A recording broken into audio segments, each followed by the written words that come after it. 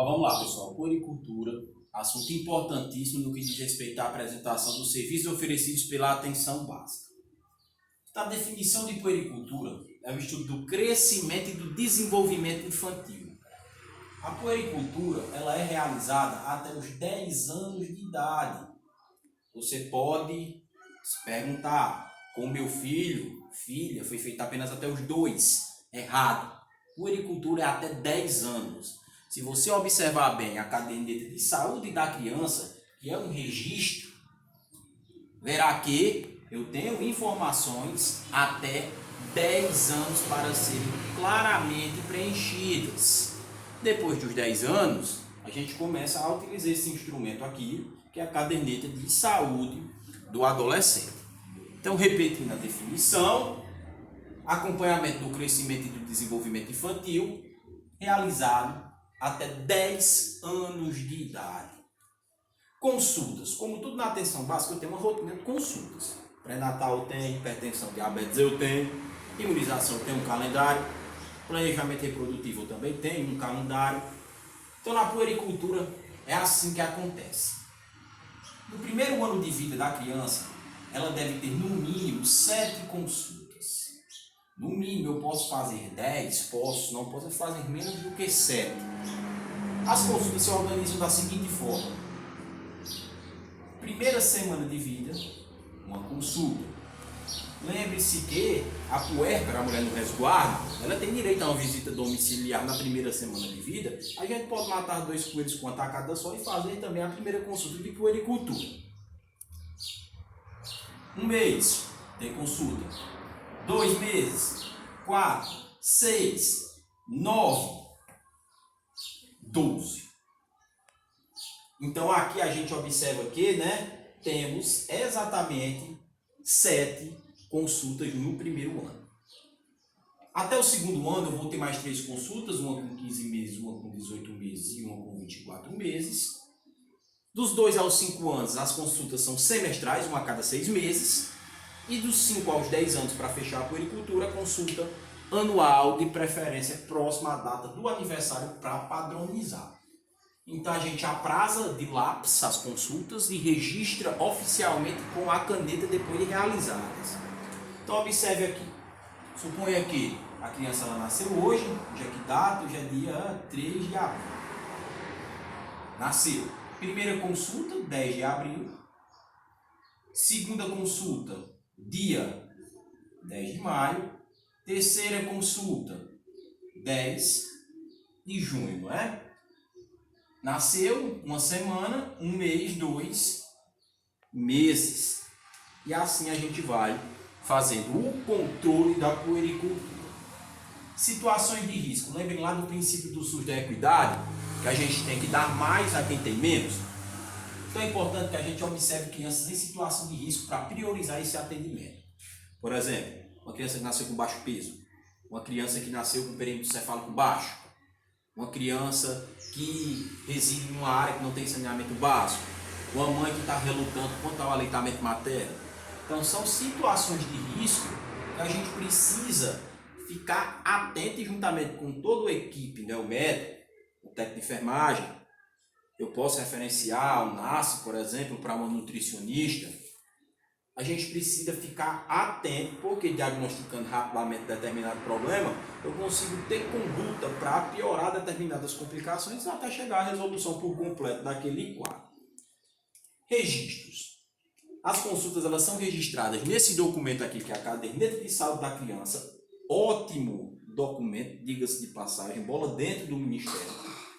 Educação e Saúde traz claramente as informações no que diz respeito ao tempo da criança, linguagem clara que a família consegue entender bem o que ela quer repassar de dado. Então eu registro aqui, fica com a família, e registro também na ficha do prontuário da criança lá na unidade básica, e é claro que aquela fica comigo. Então o instrumento, caderneta de saúde da criança, para educação e saúde, isso aqui é perfeito. Até para aula mesmo a gente utiliza isso aqui, do tanto que esse documento ele é bom, ele é precioso. Agora a gente chega na parte da antropometria. Antropometria, ela estuda o crescimento e o desenvolvimento. Não só infantil, porque quando eu faço um IMC no adulto, no idoso, no gestante, eu estou fazendo antropometria. Eu vou investigar características nutricionais corpóreas. Então a antropometria é barata para fazer. Eu preciso de uma balança, eu preciso de uma fita métrica, instrumentos que todo o PSF, toda unidade básica de saúde possui. Primeira coisa, antropometria vertical e horizontal. Vertical, em pé. Horizontal, deitado. Então preste atenção nesse detalhe. Antropometria horizontal, eu realizo com a criança deitada, a idade menor do que 2 anos. A antropometria vertical, com a criança em pé, eu realizo em maiores de 2 anos. Isso difere, por exemplo, no instrumento para medir e no instrumento para pesar no que diz respeito ao seu formato. Para medir criança na horizontal, eu uso um antropômetro, que é uma régua. Vou ver se eu busco a foto para colocar aqui.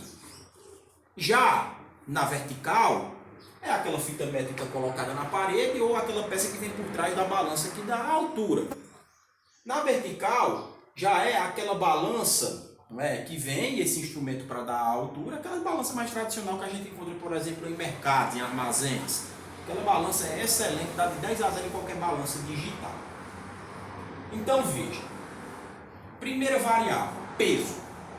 O peso da criança ao nascer deve variar de 3.000 a 3.500 gramas. 3.000 a 3.500 gramas.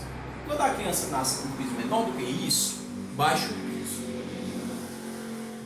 Sendo que uma criança em aleitamento materno exclusivo, só leite materno, ela tem que ganhar de 20 a 30 gramas de peso dia. Lembrando, só leite materno até 6 meses, depois o aleitamento materno vira complementado. 6 meses aos 2 anos, não basta só o leite materno, tem que dar outra coisa ali para a criança. Então, 20 a 30 gramas dia. Eu faço esse acompanhamento na caderneta, cruzando com outras variáveis, como por exemplo a idade e a altura. Tem como saber, sem colocar na caderneta, se o ganho de peso ponderal daquela criança está bom? Tem sim. Imagine que a criança nasceu hoje, dia 3 de abril, pesando 3.000. Consulta em 3 de maio, ela está pesando 4.500. Só fazer um cálculo bem simples. 30 dias, não é um mês, ela ganhou 1.500 gramas. Quando a gente divide 1.500 por 30, nós temos aqui um resultado de 50 gramas de ganho de peso dia. O ideal não é de 20 a 30, ou seja, está mais. Essa criança ela tende a desnutrição ou a obesidade? Claro que a obesidade, porque o resultado deu maior do que era esperado. Aí a gente vem preencher o gráfico. Gráfico na saúde é semelhante à análise do gráfico na matemática. Imagine que é o gráfico que a gente correlaciona o peso com a idade em meses daquela criança. Vocês vão observar no material que eu mandei para vocês que tem 2 curvas. Quando a gente cruza uma variável com a outra, o ideal é que o ponto de encontro fique entre as 2 curvas. Então, se acontece o que eu estou mostrando aqui nesse imundo desenho, prova que a criança ela tem um peso adequado para a idade que ela tem. Voltando àquele exemplo das 50 gramas, o ponto fica acima, ou seja, a criança ela está com um peso maior do que o adequado para a idade que ela tem, obesidade. Se está abaixo, ela está com um peso menor do que o apropriado para a idade que ela tem. Está desnutrida. Gráfico na saúde, ele sempre tem que ir na ascendente, que nem um foguete, subindo.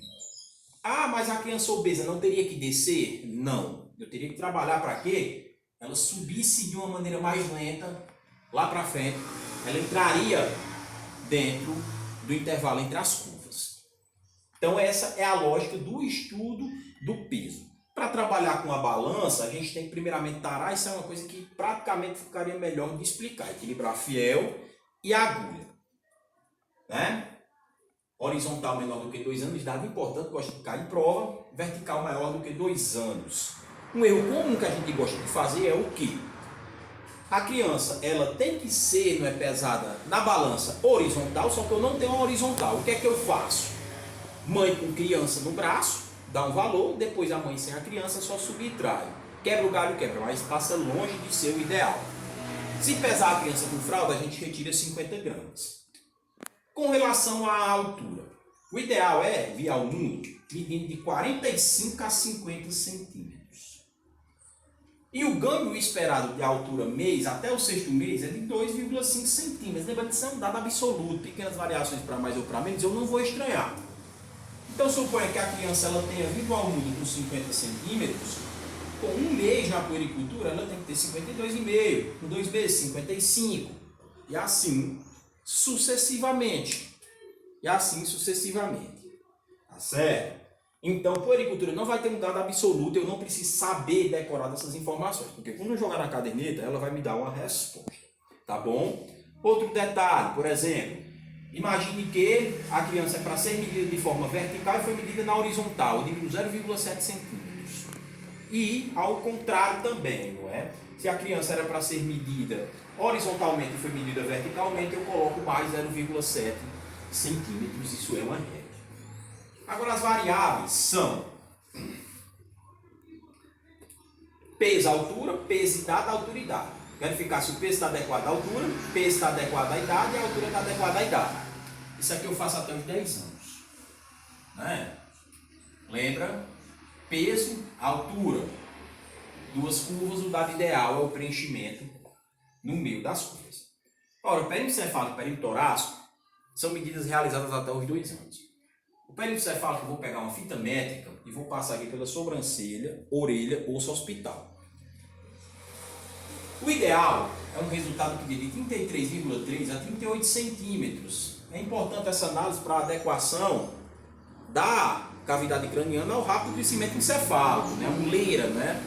Ossos macios cranianos que facilitam a passagem no canal do parto. Né? O canal do parto com 10 centímetros, a cabeça do bebê tem 35, vai passar por conta disso. Então veja, quando dá menor do que isso, microcefalia, encéfalo pequeno. Maior do que isso, hidrocefalia, encéfalo grande, hidro, prefixo de água. Perímetro torácico, vou passar a fita métrica na altura do mamilo, eu não vou ter uma medida assim como eu tenho no cefalo, mas eu tenho uma regra que, ao nascer, o perímetro torácico ele é menor do que o perímetro cefálico em 2 centímetros.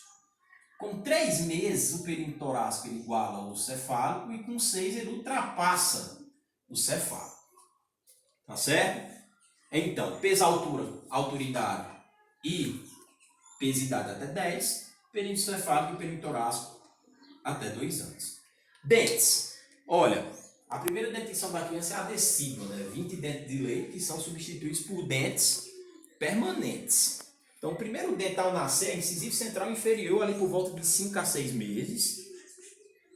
Depois a gente continua no estudo, nessa evolução, não é? A partir do 6º ao 12º mês, lá entre, não é? O 10º e 12º aparece o primeiro molar de leite. E por volta lá dos 6 anos, né, tem a permuta total dos 20 dentes de leite por dentes permanentes. O dente de leite é basicamente que guarda o lugar ali para o permanente. Sendo que a dentição completa, né, 32 dentes, com o aparecimento, não é, dos últimos dentes molares. Lembre-se que tem bocas que eles aparecem e tem bocas que eles não aparecem, né, chamadas de dentes cisos, isqueiro, né, na linguagem popular. A higiene bucal do bebê, uma gase, umedecida em água filtrada, uma fralda e faz uma retirada de secreções. Importante também essa fala. Por falar em fala, né, a criança ela começa a verbalizar palavras monossilábicas tônicas, como dá, má, pá, ali já próxima, né, do primeiro ano de vida. Com relação à higiene do coto, não é? Algodão com álcool 70 e vai, minha mãe passando de 3 a 5 vezes dia ali no coto. Entre, né, 7 a 15 dias o coto umbilical ele vai e cai. O coto é o que resta ali, né, depois que a gente corta o cordão e clampeia na hora do parto. Desenvolvimento motor fino e motor grosso. Vamos lá, motor fino. A caderneta mostra claramente algumas coisas que a gente espera que a criança consiga realizar com o evoluir do tempo. Por exemplo, com 6 meses, eu já espero que a criança ela tenha uma habilidade de manipular objetos, por exemplo, de conseguir passar de uma mão para outra.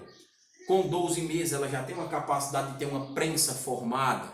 Então na caderneta vem mostrando isso, é bom que a gente explique a caderneta para a mãe para ela ficar atenta. E motor grosso, não é? A gente tem uma sequenciazinha de 3 meses, 5 meses, 7, 9, 11 números ímpares. 3 meses controle de cabeça. 5 meses a criança já consegue rolar, então já é um atento para não colocar a criança numa cama que não tem um suporte lateral que ela pode rolar e cair. 7 meses ela já senta, 9 engatinha e 11 ela já anda.